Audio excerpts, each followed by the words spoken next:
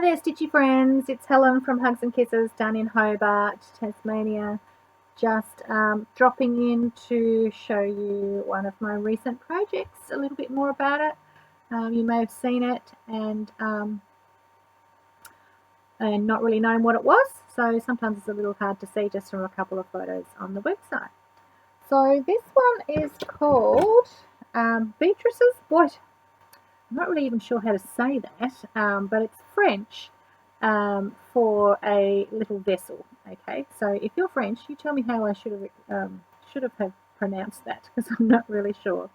Sometimes it's really hard to come up with names, and Jo came up with that one doing a little bit of research into a different name for a tin.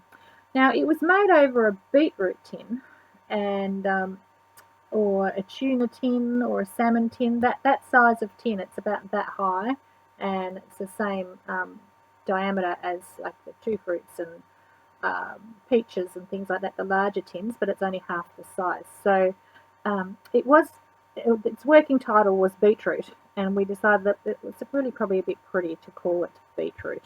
So but it's Beatrice's vessel, okay. So that's how we came up with the name. It was one of our Stitches garden projects, and I'm starting to see a few finish. It's just really lovely to see.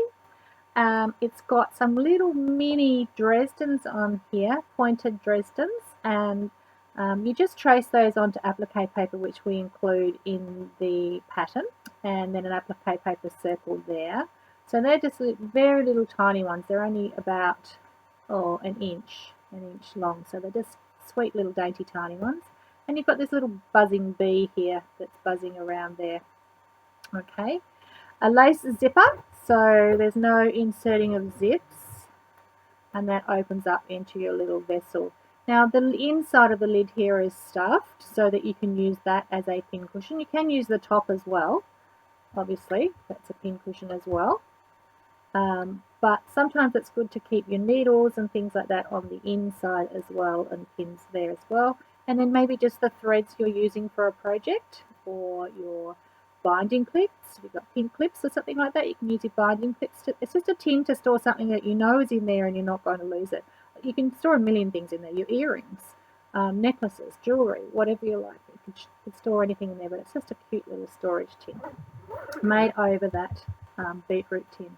And then, of course, around here is quite a lot of embroidery. So this is not quick. This one was a little bit more of a challenge for our Stitches Garden ladies, just to extend themselves a little bit just from the back stitch and do some beautiful floral embroidery.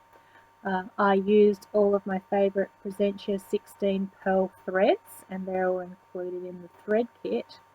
And we've got French knots, we've got pistol stitch, back stitch, fly stitch, colonial knots, cross stitch, bullion stitch, lazy daisies, double lazy daisies, satin stitch, quite a few in there. If those stitches are foreign and new to you, you could just do any stitch you like, and they're all just suggestions. Or you could join up to our Academy free embroidery class that goes for 12 lessons. You learn 12 different stitches and get free little downloads to practice them on there. So that's academy.wequilt.com.au, and search for the Stitch Sunday free embroidery lessons. And then that will show you how to do all of those stitches, and then you can come back and do this and practice on there, and you will be stitching to perfection. So we do have some kits available for that still. They're just sort of all in this same greens and peachy pinks colourways, and the threads, and you get your zip. All you have to find is your beetroot tin, or you could have a tuna mornay for dinner, salmon patties, whatever you like, just something around that tin. I do give instructions if you need to adjust it for the tin that you get. So maybe if you're in a different country and you have a different size tin or whatever, then you just need to adjust your pattern to fit around your tin. But making it over the tin gives it a really nice solid shape, and it's never going to collapse with all your goodies inside. So again, Helen from Hugs and Kisses down in Hobart, stitching away in midwinter here, and just thought I'd pop in and give you a closer look at Beatrice's Boîte.